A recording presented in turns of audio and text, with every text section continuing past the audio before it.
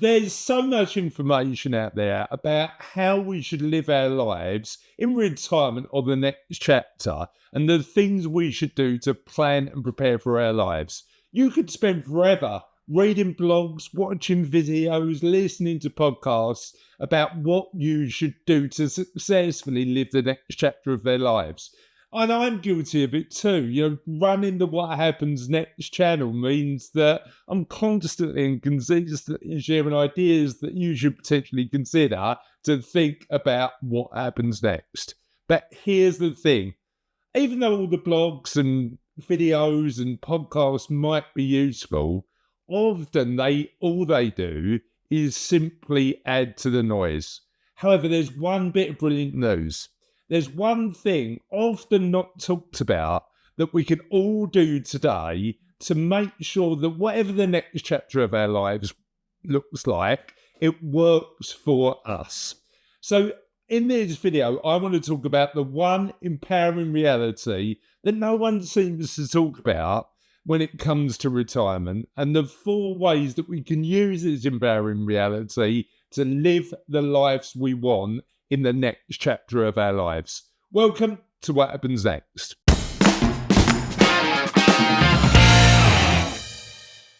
I reckon you should live the next chapter of your lives in whatever way you want. But here's the challenge. My version of the next chapter of my life is probably going to be different to yours and your neighbours and your friends. We've all read the blogs and watched the videos, and we're still not sure about what retirement looks like for us. And I get it. For 20 years, I've been speaking to clients like you about what the ideal next chapter looks like. And here's the thing. Even though there's always similarities in terms of the things that you might want to do, they are always different, because that next chapter is likely to be, number one, a work in progress, and number 2, unique. However, I believe there's one concept that we all need to know to make sure the next chapter of our lives is the best one for us.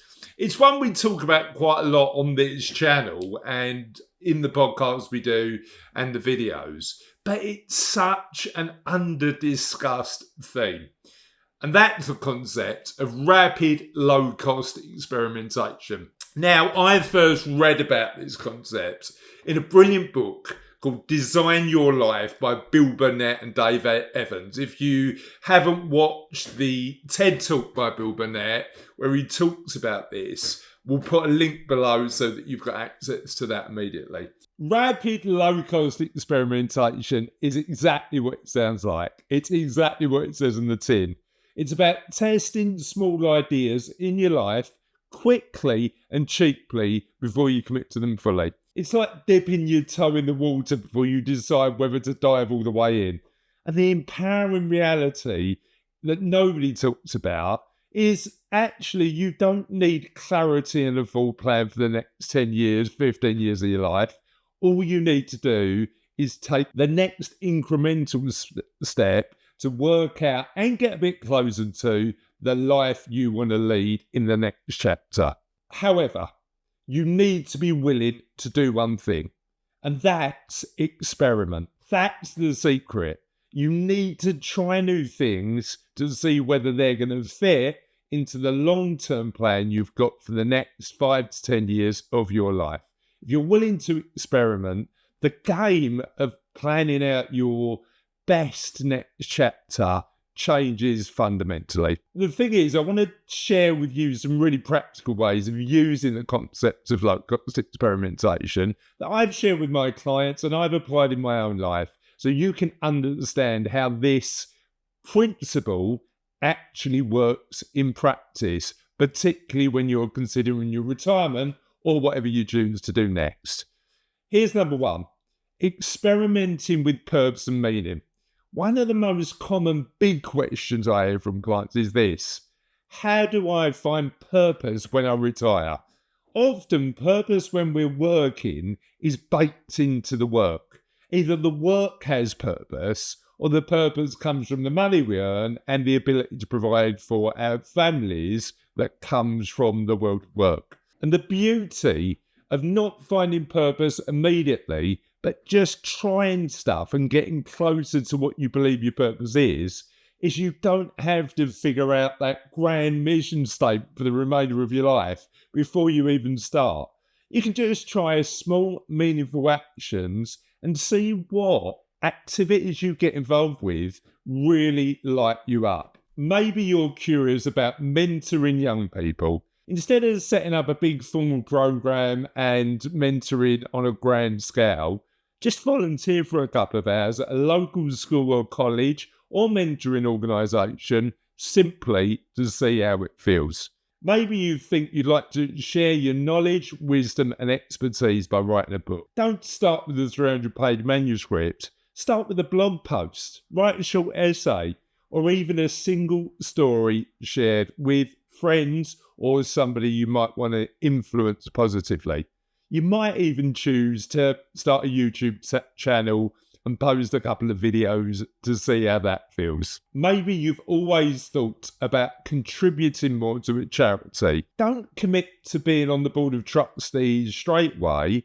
Help out a bit and see whether it fits. That might start with one event, and you'll quickly notice whether the cause that you're working for energizes you or drains you. The trick here is to keep the stakes low and the pace quick, so that you can learn from those experiments and work out where purpose is going to come from in the next chapter of your life. I think the question to ask yourself in this regard is, what's the smallest thing I can do in the next couple of weeks to work out where my purpose might sit in the next chapter of your life? The second thing I want to talk about is relationships and community, and how you can use low-cost experimentation to get closer to the friendships you deserve.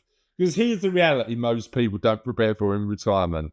When you step away from work, typically the relationships you've got change. You lose touch with the relationships you've got with work, and you don't need to. You can maintain those relationships. But naturally, if people are still at work and you're not there anymore, the dynamic of that relationship changes. And if you're not careful, that can leave you particularly isolated. But just as you can experiment with purpose, you can also experiment with building new connections. Now, you don't need to decide up front what community and friendships are going to look like for you, but you want to test out different environments to see what actually fits. Maybe you're curious about joining a walking group. Now, you haven't got to join straight away, but often you can just go on one group to see if the dynamic works for you. I wouldn't overthink it. I just go, see what the vibe's like, see if it works for you, and then you can decide incrementally whether you want to continue to go or go again. Maybe you've always wanted to sing in a choir. Instead of committing to a full concert season, try a taster session or join a one-off workshop to see whether that's going to work for you. Maybe you want to meet people outside of your usual social circle. That might start with trying a course at your local community college, a book club at the library, or something as simple as a meetup for people with shared interests. And don't underestimate the connection you can make on digital communities too. Online groups can be an incredible way to find people who share your passions, whether that's photography, gardening, writing, or even learning a new skill like coding, podcasting, or increasingly AI. Again, the power of experimentation is that nothing has to be permanent when it comes to building friendships or building communities. You can try different groups, see what works for you, and build those social connections. However, all of the research, and in particular the book that I definitely recommend you read on this particular subject, is one by Dr. Robert Waldinger called The Good Life. Do not underestimate the power of social connection on our happiness and well-being. As Dr. Waldinger writes in The Good Life, the thing that really defines our life more than anything else positively is the relationships, and the quality of our relationships positively defines, if the relationships are positive, the quality of our lives. Again, the power of experimentation means that nothing needs to be permanent. You can try one group, and if it doesn't click with you, no, I'm done. you can move on to the next. You can try different things until you find the people you really want to spend more time with. And the more experiments you run, the more you expand your network of connections and opportunities to belong. Now, we've created a couple of useful resources to help you with these experimentations that I'd like to share with you. First, everything we're talking about today is going to be the What Happens Next book.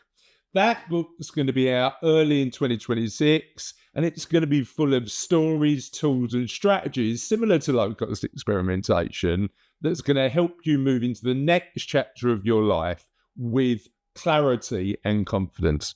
You can find a link below in the description section. Simply click that, join the waiting list, and you'll be one of the first people to find out when the book comes out.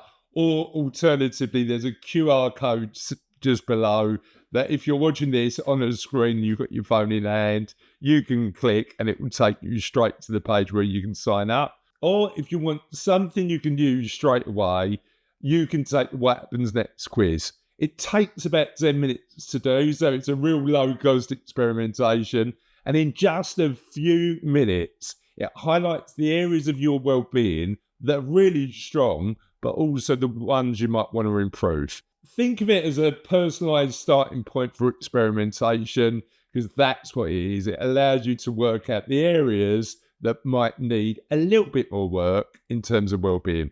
You can take the quiz for free, again, using the link in the description below, or you can click that QR code there. I really hope that's useful. And without further ado, let's move on to small experiment number 3. That's experimenting with the rhythm, the daily rhythm, as you leave your current occupational role and how your lifestyle looks in the next chapter. This is, I believe, one of the most underestimated elements of retirement. When you've been either working for yourself or working for somebody else for the last 30 to 40 years, often your daily rhythm has been dictated by work. Work gives our days structure, deadlines and routines. And when that disappears, it can be liberating, but it can also be disorientating. I've had clients tell me, I thought I'd have all the time in the world, but now I don't even know what day it is, and I can feel a bit restless. That's where low-cost experimentation can be a game changer. Because instead of assuming you'll naturally fall into the perfect daily rhythm, treat your days like experiments. I tried different versions of a retirement day, retirement week, or retirement month, and see what feels good. One week you might have a slow morning routine. I might read the paper, a long coffee and a bit of exercise. The next week you might try structuring your mornings around focus projects. That might include writing, learning or working on a hobby, and leaving the afternoons free. Thinking about structure as an experiment allows you to incrementally get to a point where you go, how much time do I need to really relax and enjoy this chapter of my life? And how much time do I really want to work on projects that I really believe in? All of this is a test drive, right? It's about working out what way the day works for you so it works for you best. And here's the secret. The rhythm that works for you today might not be the same one in 1, 2, 5 and 10 years. So carry on experimenting, carry on thinking about that time you've got and what the ideal balance or mix might be for you. It's about recognizing that often if we don't actively plan how we're going to spend that time, we lose track. But thinking about our time as an experiment and how we might spend it might give us a bit more of an insight into how we build the best next chapter possible. Number 4, experimenting with work, money and contribution. Now this is a big one because for many people, the idea of retirement used to mean stopping work entirely. But more and more conversations I'm having with people I know and clients, people in their 50s and 60s and sometimes 70s are saying, I don't actually want to stop working. I just want to do the work that I love with the freedom and flexibility to do it when I want. Maybe that looks like consulting a few days a month or a week instead of full time. Maybe it's a side project or a hobby turning into an income. Maybe it's non-paid work like volunteering and using your professional skills to benefit causes you care about. The beauty of low-cost, rapid experimentation is that you don't need to decide today. You can try it out. If you want to see how freelancing suits you, one small project so that you can see how that works for you. If you're thinking about teaching or mentoring, maybe running a one-off workshop is the way to go before you commit to something bigger. Curious about starting an online business? Don't build a website, all the business cards and spend months planning. Test your idea by offering it to a number of people in your community or network and see what happens. Also, maybe you don't quit the day job immediately. I call that falling off the retirement cliff, because one day you're actively employed for quite a big chunk of your week and the next day you've got nothing in the diary. Maybe the best way to do it is a retirement flight path, which looks like spending 5 days a week, if you're working 5 days at the moment, working with a gradual decline in the hours you're working instead of all or nothing. The point here is to ensure that you make decisions that allow you to do things gradually. Instead of stopping work immediately, the flight path allows you to try out what it's like to work a little bit less and have a reduced income to see whether it works for you. Now, if we zoom out to the bigger picture, here's the thing. You don't have to treat your next chapter like a giant unsolvable puzzle. You don't need the perfect plan.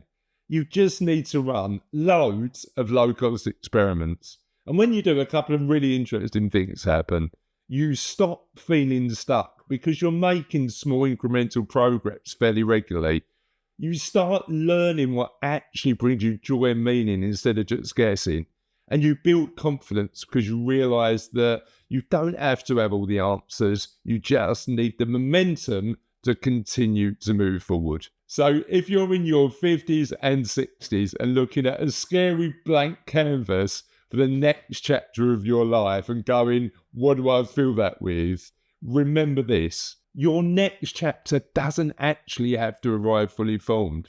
You can design it by gradually experimenting. That's the empowering reality nobody talks about, and it's available to you right now. So what is that first natural next step you're going to take to make sure that you're moving from the life you've got now to the life you truly want to live? One small experiment you can do is to watch another What Happens Next video. And I've been racking my brains to work out what the two best videos to recommend after I've spoken about low-cost experimentation. And I want to talk about, number one, in this video, you can look at the paradox of retirement and why more choice doesn't do us any favours, something that low-cost experimentation can help us with. And in this video, because one of the things that a lot of my clients want to do when they move into the next chapter of their lives is travel more. In this video, you'll find the 12 top retirement travel destinations you should consider that today. Have a lovely day, and we'll see you on What Happens Next soon.